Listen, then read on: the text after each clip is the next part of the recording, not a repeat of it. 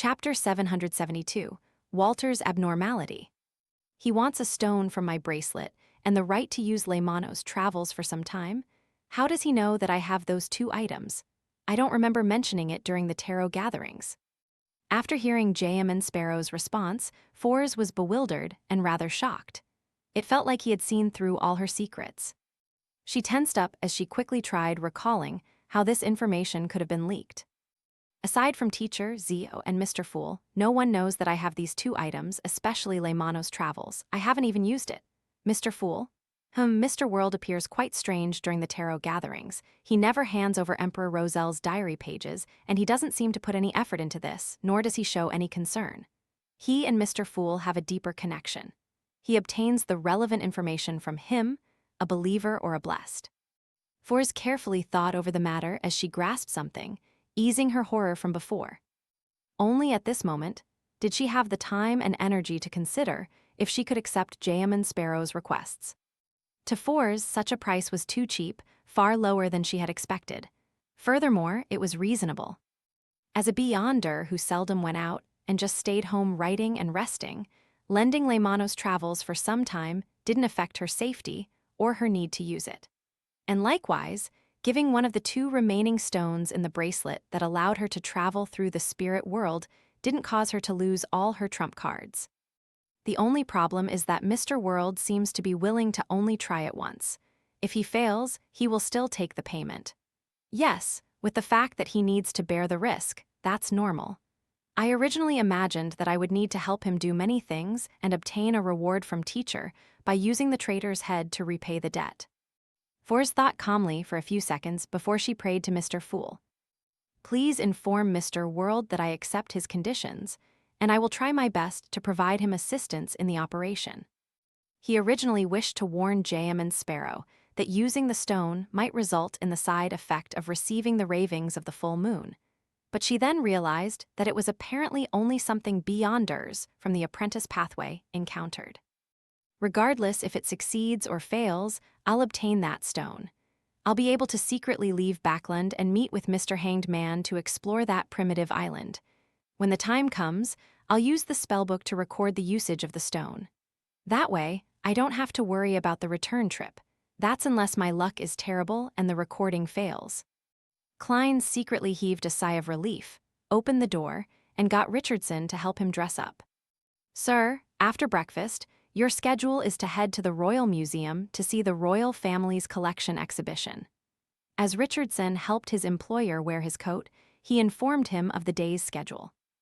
As Dwayne Dance mastered social dancing very quickly, the number of etiquette classes in the morning went from 5 times a week to 3 times a week, allowing him to spare time for other things. And such exhibitions were definitely a hot topic of conversation in high society circles. By not going in person, it would make him appear lacking. As for heading to St. Samuel Cathedral for the bishop's preachings, Klein had consciously lowered his frequency. This wasn't because he needed to donate tens of pounds each time, but that he was afraid that heading there frequently despite having the novelty period wear off would incur suspicion. Being natural and reasonable were the core traits of his plans. Other than on a Sunday, he planned on randomly heading to church on 2 of the remaining 6 days. He wanted to rely on an even longer period of time to accumulate intelligence so as to figure out a pattern. He couldn't be impatient or in a rush. I'm already looking forward to it. Klein looked at the dignified reflection of himself as he said to his valet with a smile. Upon thinking of St. Samuel Cathedral and the Church of Evernight, he naturally connected it to Leonard Mitchell's secret investigation of Sherlock Moriarty. He didn't understand what he was suspicious about. Is it because of Emlyn White's purchase of Tinder that drove Leonard to investigate the people related to him? Or was it because of the fleeting appearances of the detective in the cases of Capham and Lanevis that made the Red Gloves, who are in charge of the investigations, notice something? Or could it be both? Klein thought about the clues that he had left behind and had a rough guess. He wasn't afraid that Sherlock Moriarty would be wanted by the Church of Evernight and given a bounty. After all, apart from contacting a few people that he was familiar with, the detective wasn't to appear again. He was worried that someone would discover that Sherlock Moriarty, in his early appearances, resembled Klein Moretti greatly, and as such, they would pursue the deceased former Nighthawk. In fact, it's not a problem even if they discover that. I'm no longer the clown or magician from before. There are more than a handful of demigods searching for me. Even with the high-ranking deacons of the church, there won't be any qualitative changes. Besides, Benson and Melissa Truly are ordinary people. The church will definitely not involve them and disturb their lives. I wonder if they will claim the bereavement compensation back. Probably not, for there's no way they can explain it to ordinary people. Klein wasn't that worried with all the debt he was in. This was also why he was so calm when he heard Will Ossipton mention Klein Moretti's identity last night. How could a sequence one angel, who was good at fate-related abilities, and had previously interacted with Sherlock Moriarty early on, not discover the detective's origins? Even with the gray fog's obstruction that interfered with many details, Will Ossipton was definitely able to know that Sherlock Moriarty originally came from Tingen. And back in Tingen, Klein had interacted with a youth named Ademisol, who was of the monster pathway, leading him to bleed from his eyes. And if Will Ossipton were to be aware of this and make a comparison, the answer was obvious. If Leonard were to really realize Sherlock Moriarty's hidden identity, I wonder what kind of expression he would have. Klein gave a self-deprecating laugh as he walked out the master bedroom. He went to the second floor to enjoy the breakfast his cook had prepared specially for him. Westboro, 2 Kings Avenue, Royal Museum. Klein passed through the ticket entrance with butler Walter and valet Richardson and went into the museum. The exhibition was held by the lone royal family. They showcased all kinds of collections that had historical meaning from the kingdom's founding so as to allow the public to enjoy and gain an understanding.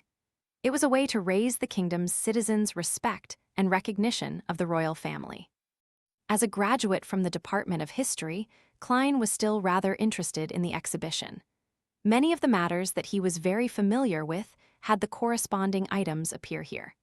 They allowed him to plunge into the long and fascinating history from another angle. What left Klein somewhat puzzled was Walter's deep understanding towards most of the exhibits. He introduced them to Dwayne Dance with extreme detail. As expected of a butler who came from an aristocratic household, Klein silently nodded. As he perused the exhibits, the trio kept encountering other visitors, and the exhibition hall was quiet and orderly, so people had to converse in whispers. When passing by an exhibit, Klein noticed Walter suddenly stop. He then glanced to his side as his expression turned complicated. As he was a spectator, Klein wasn't able to interpret the actual meaning of those complicated feelings. All he could do was trace Walter's gaze towards the exhibit. Standing in front of the exhibit were a man and a woman. The man was in his 30s and wore a black suit, silk hat, and a gold-inlaid cane, looking like a gentleman of status and wealth. The woman was in a yellow dress with a golden necklace. Her overall attire was inclined towards bright colors. Mr. Butler is looking at that man. Klein instantly made the judgment as he swept his gaze past the target without anyone detecting him. He realized that the man looked rather old. His skin was dark as a result of frequent exposure to the sun.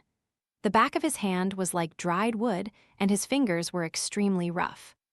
If I didn't look at his attire, I would have believed it if someone told me he was a farmer, gardener, or carriage driver. Klein retracted his gaze as he felt a little puzzled. The reason why he noticed these details was because he had seriously considered the appearance of an ordinary person who had ventured in the southern continent for extended periods of time back, when he was constructing the identity of Dwayne Dance.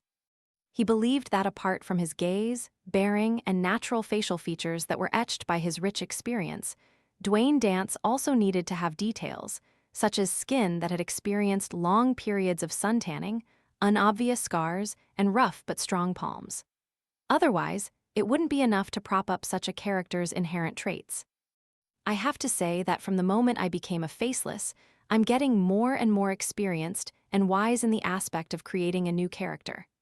If I were to return to Earth, even without my Beyonder powers, I'll have strong acting skills. As Klein made self-deprecating comments inwardly, He saw Walter recover from his stern look as though nothing had happened. As for the man with somewhat old facial features and rough skin, he pointed at a flag inside the exhibition case. This is the flag that the Earl of Lastings, Prince Herod's Augustus, used during the White Rose War. Unfortunately, he perished in that war. However, his death was the turning point of the entire war and the reason why Lone eventually clinched victory.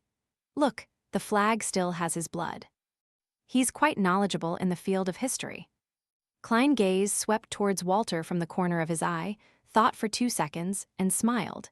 He approached the couple and interjected in a friendly manner. I never expected such a neglected tidbit of history would be known by someone else. I originally believed that the people's understanding of the White Rose War was only limited to Lone's victory against Intis. Sir, your eruditeness leaves me amazed. To be praised in front of his female partner, the man's expression turned from a wary one to a relaxed one. A gleeful smile appeared on his face. I'm just a person who likes history. He casually swept his gaze towards the servant of the gentleman in front of him as he suddenly frowned before easing his brows. There were remnant looks of puzzlement. Indeed, he knows butler Walter. Klein smiled while maintaining his composure. Hello there, I'm a merchant from Dacey Dwayne Dance. How may I address you?